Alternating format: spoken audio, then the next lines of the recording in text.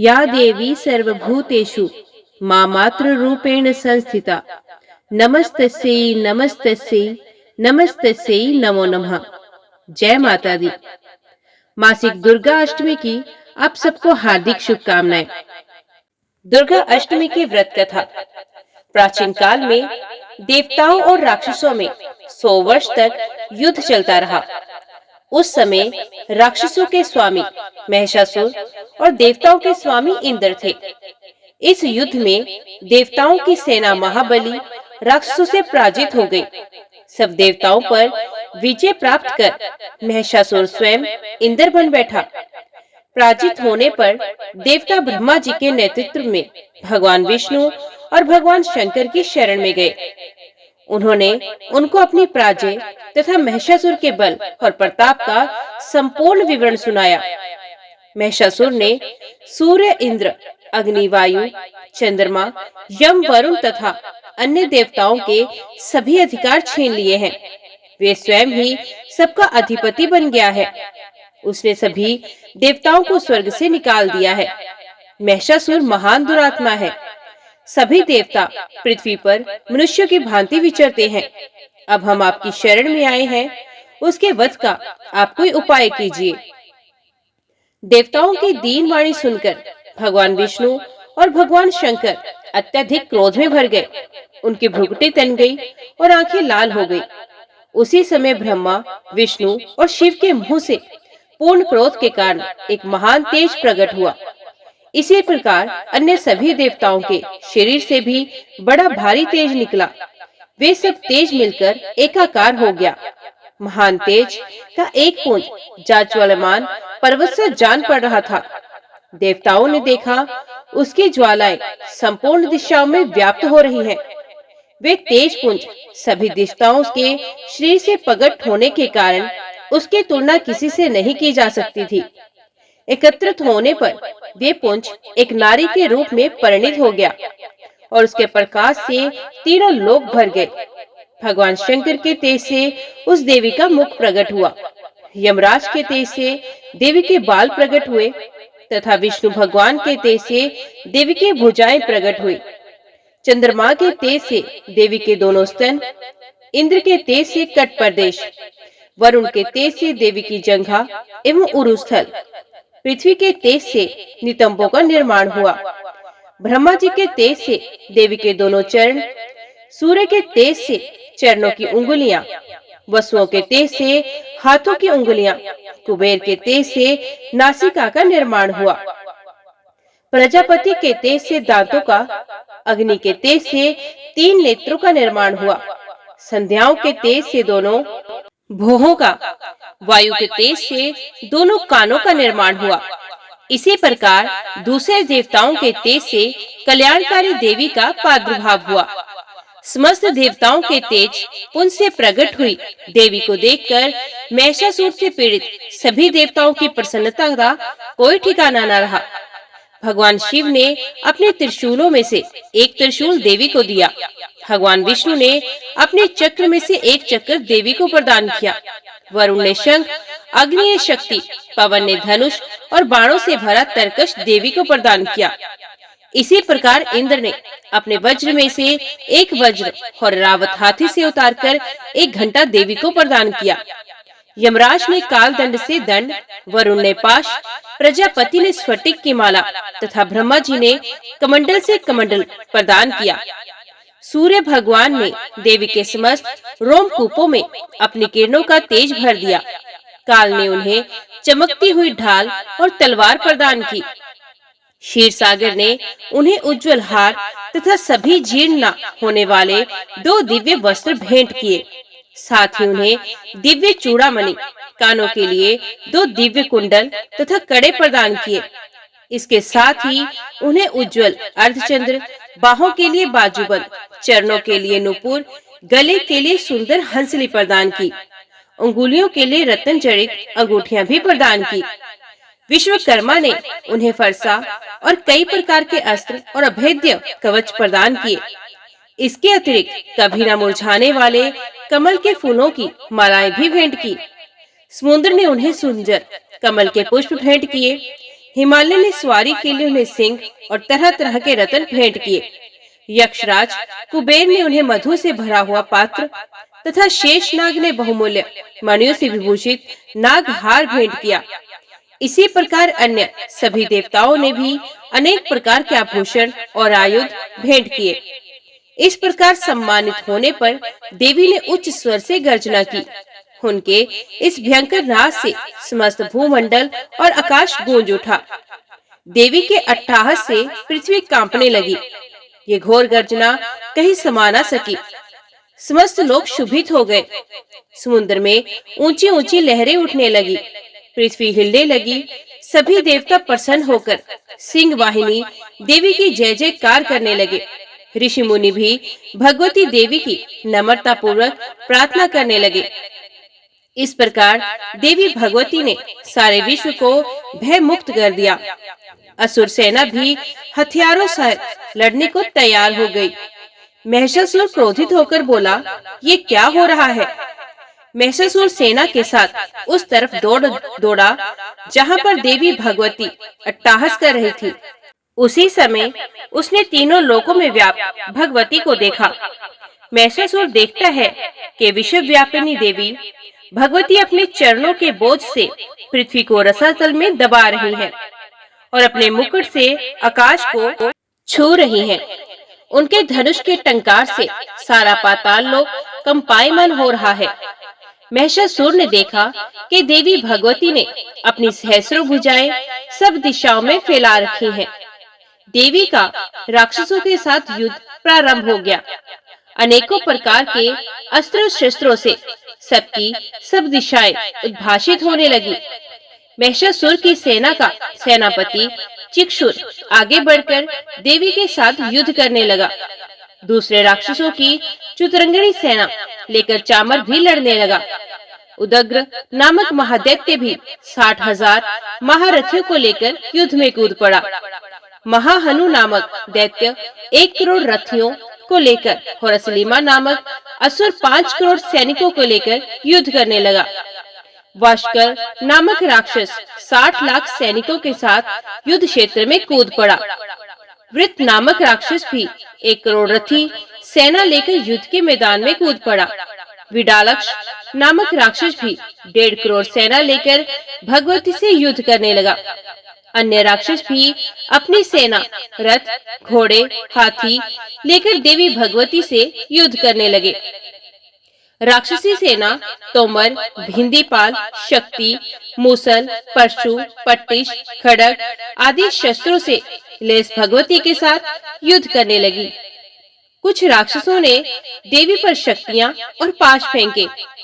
देवी भगवती ने राक्षसों द्वारा अपने ऊपर फेंके गए अस्त्र शस्त्रों को इस प्रकार काट डाला कि मानो कोई गाजर मूली काट रहा हो। चंडी देवी के तेज को देखकर देवता और ऋषि उनकी स्तुति करने लगे।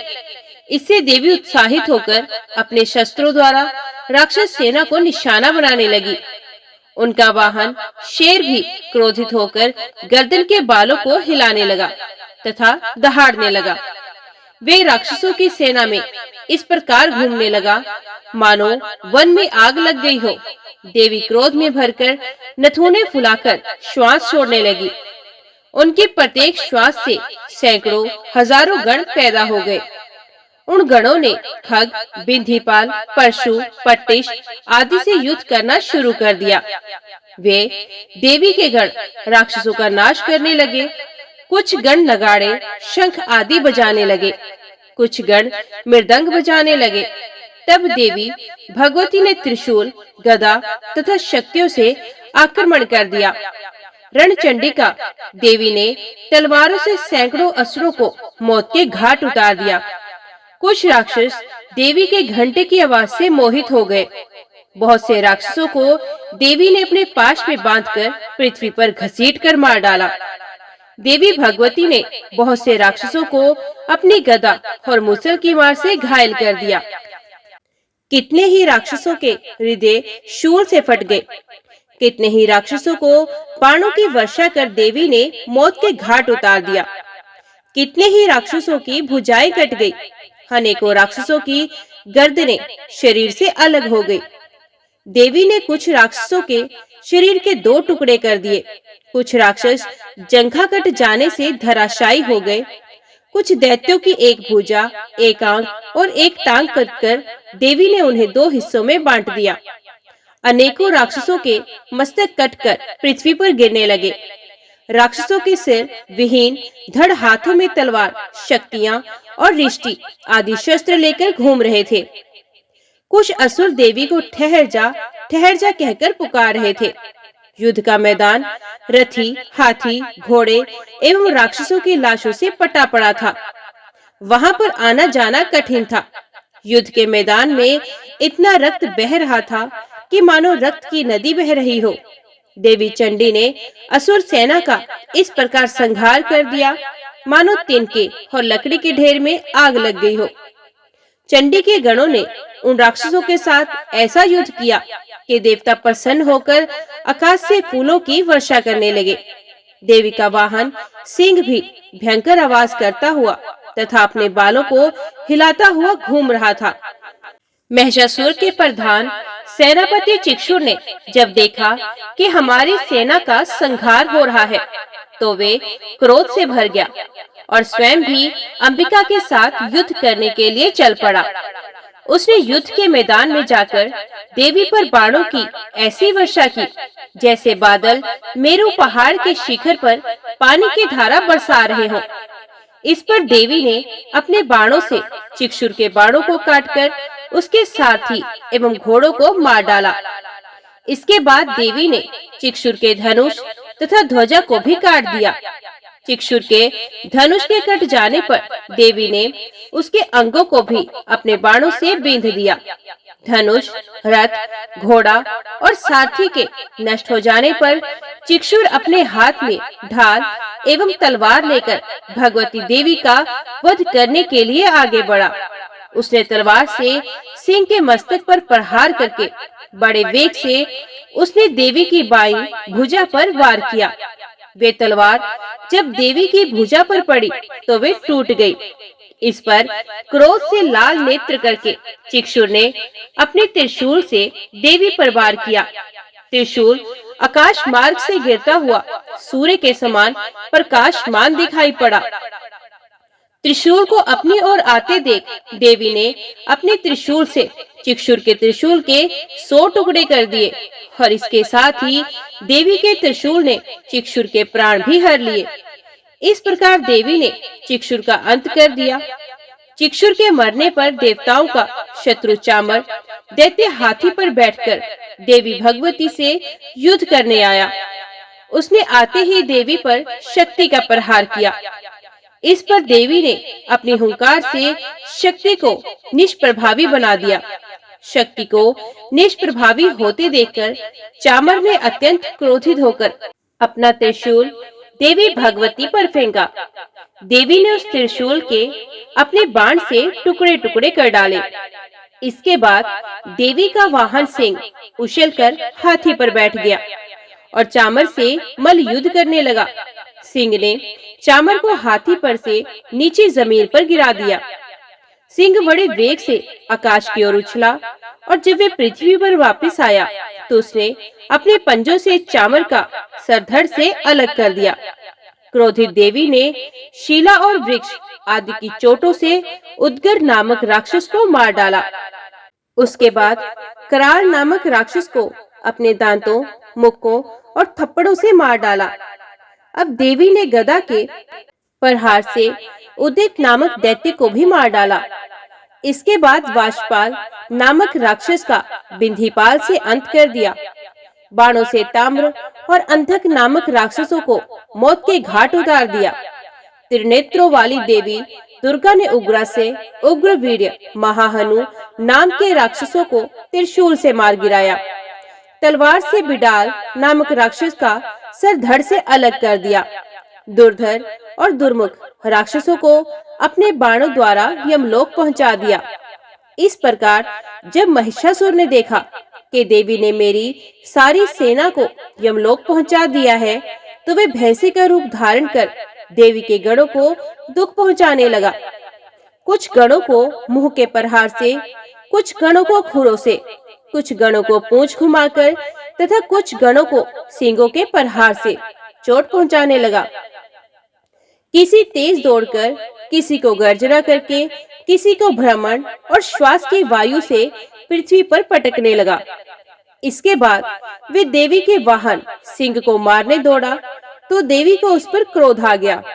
इस पर भैंस बना महिषासुर क्रोधित होकर अपने खुरों से धरती को खोदने लगा तथा ऊंचे पहाड़ों से सींगों से पत्थर फेंकने लगा और गर्जने लगा। महिषासुर के वेग से दौड़ने के कारण पृथ्वी हिलने लगी। पूंछ की फटकार से समुद्र का जल उछल उछल कर चारों ओर पृथ्वी पर फैलने लगा।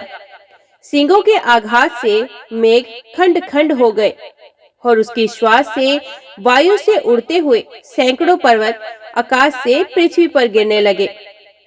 इस पर देवी ने पाश फेंककर दैत्य को बांध लिया। दैत्य ने बंध जाने पर भैंसी का रूप त्याग दिया। अब महिषासुर ने सिंह का रूप धारण किया और जैसे ही देवी उसका सर काटने को हुई तो दैत्य ने आदमी का रूप बना लिया जो हाथ में तलवार लिए था। देवी ने फौरन अपने बाणों से उस मायावी राक्षस को उसी तलवार ढाल से बीन डाला। अब वे हाथी बन गया। अपनी सूंड से वे देवी के वाहन सिंह को खींचने लगा। इस पर देवी ने अपनी तलवार से उसकी सूंड काट डाली। अब महिषासुर ने एक बार फिर भैंसे का रूप धारण कर लिया। पहले की तरह वे चर अचर जीवों सहित समस्त त्रिलोकी को व्याकुल करने लगा। अब क्रोध में भरकर देवी बारंबार उत्तम मधु का सेवन करने लगी और लाल लाल नेत्र करके अट्टहास करने लगी। उधर बल, वीर तथा मद से क्रुद्ध हुआ दैत्य भी गरजने लगा। उसने देवी पर अपने सींगों से पर्वत फेंकने शुरू कर दिए। देवी दुर्गा ने अपने बाणों से उन पहाड़ों के टुकड़े टुकड़े कर दिए। मधुपान के कारण लाल मुख वाली देवी लड़खड़ाते वचनों से बोली, अरे मूर्ख, जब तक मैं मधुपान का सेवन कर रही हूँ तब तक तू गर्जना कर ले। मैं अभी तुझे यहीं मारूंगी, तब देवता यहाँ गर्जना करेंगे। इतना कहकर देवी दुर्गा उछलकर उस दैत्य पर जा चढ़ी और उसको अपने पैर से दबाकर शूल से उसके गले पर आघात किया। देवी के पैर से दबने पर दैत्य अपने दूसरे रूप से अपने मुख से बाहर होने लगा। अभी वे आधा ही बाहर निकला था कि देवी ने अपने प्रभाव से उसे रोक दिया। अब वे आधा निकला हुआ ही राक्षस युद्ध करने लगा तो देवी ने तलवार से उसका सर काट दिया। इस प्रकार राक्षस महिषासुर का अंत हो गया। महिषासुर के मारे जाने पर दैत्य सेना हाहाकार करने लगी। तब उस सारी सेना का भी देवी ने नाश कर दिया। इस पर सब देवता अत्यंत प्रसन्न हुए। ऋषियों, महर्षियों सहित समस्त देवता देवी की स्तुति करने लगे। गंधर्वराज गान करने लगे तथा अप्सराएं नृत्य करने लगी। देवी ने जब पराक्रमी दुरात्मा महिषासुर का वध कर दिया और राक्षसों की सेना को मार दिया तो इंद्रादि समस्त देवता अपना सर और शरीर झुकाकर भगवती दुर्गा की स्तुति करने लगे।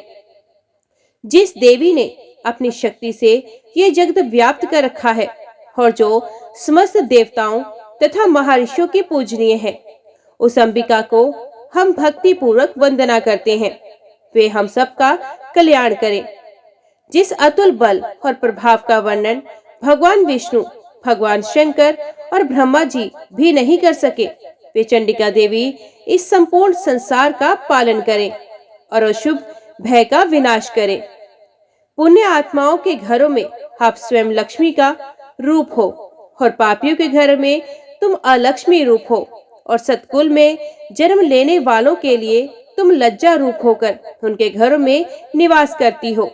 हम उस दुर्गा भगवती को नमस्कार करते हैं। हे देवी, इस संसार का पालन करें।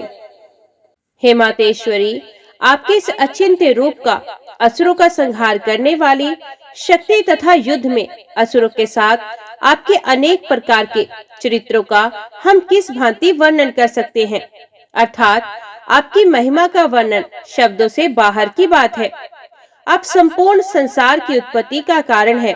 आप में सत्व गुण, रजोगुण और तमोगुण में तीनों उपस्थित हैं, तो भी दोषों के साथ आपका संसर्ग नहीं बढ़ पड़ता। भगवान विष्णु और महादेव आदि देवता भी आपका पार पाने में असमर्थ हैं। आप ही सबके आश्रय है।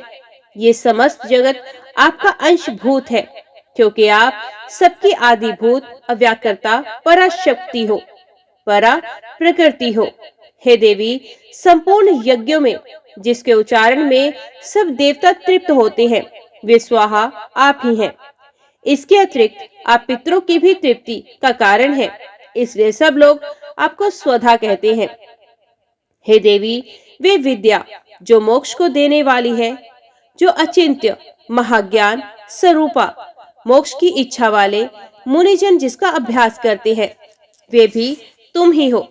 हे देवी, तुम वाणी रूप हो, दोष रहित हो, ऋग्वेद तथा यजुर्वेद की एवं उद्गीत और सुंदर पदों के पाठ वाले सामवेद की आश्रय रूप हो। तुम भगवती दुर्गा हो। इस संसार की उत्पत्ति एवं पालन के लिए तुम वार्ता के रूप में प्रकट हुई हो। तुम संपूर्ण विश्व की पीड़ा हरने वाली हो। हे देवी, जिससे समस्त शास्त्रों को जाना जाता है, वे मेधा शक्ति तुम ही हो, और दुर्गम भव सागर से पार करने वाली नौका भी तुम ही हो। लक्ष्मी रूप से विष्णु भगवान के हृदय में निवास करने वाली और भगवान महादेव द्वारा सम्मानित गौरी देवी तुम ही हो। हे देवी, मंद मुस्कान वाले निर्मल पूर्ण चंद्रमा वेम के समान और उत्तम स्वर्ण की मनोहारी कांति से कमनीय तुम्हारे मुख को देखकर भी महिषासुर क्रोध में भर गया। ये बड़े आश्चर्य की बात है। हे देवी, तुम्हारा यही मुख जब क्रोध से भर गया तो उदय काल के चंद्रमा की तरह लाल हो गया और तनी हुई भौहों के कारण आपका विकराल रूप हो गया। उसे देखकर भी महिषासुर के शीघ्र प्राण क्यों नहीं निकल गए? ये बड़े आश्चर्य की बात है। हे देवी, तुम हमारे कल्याण के लिए प्रसन्न होती हो। आपके प्रसन्न होने से इस विश्व का अभय उदय होता है, और जब आप क्रुद्ध हो जाती हो तो कितने ही कुलों का सर्वनाश हो जाता है। ये हमें अभी अभी ज्ञात हुआ है, जब तुमने महिषासुर की विशाल सेना को देखते ही देखते मार गिराया। हे देवी, आप उन्नति को देने वाली हैं। आप जिस पर प्रसन्न होती हैं, वे सभी जगह मान सम्मान पाते हैं। उन्हें ही धन और यश मिलता है।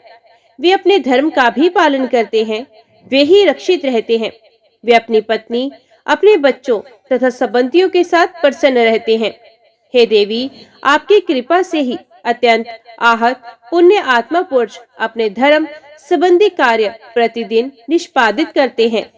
आपकी कृपा से ही उन्हें स्वर्ग लाभ मिलता है।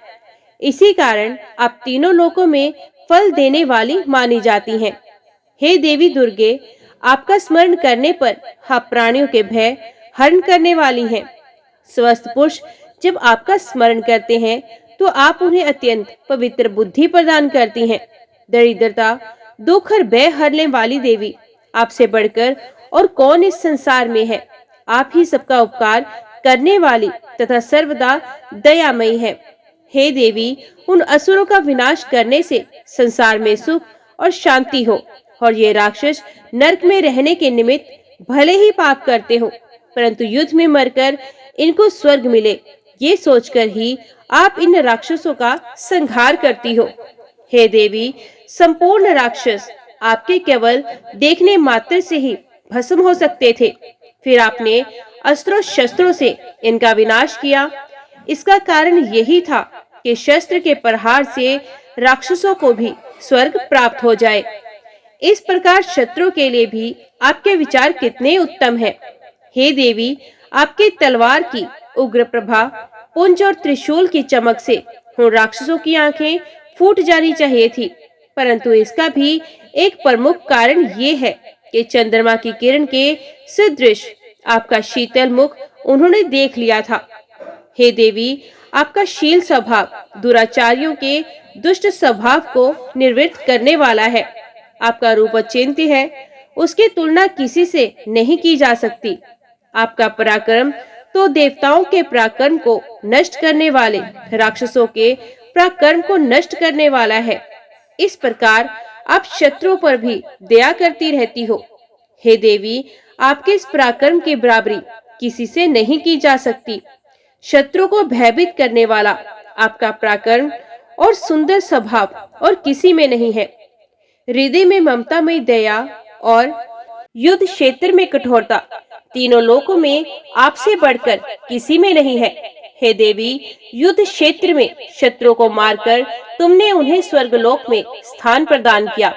इस तरह आपने तीनों लोकों की रक्षा की है तथा उन उन्मत्त राक्षसों से जो हमें भय था उसको भी दूर किया है।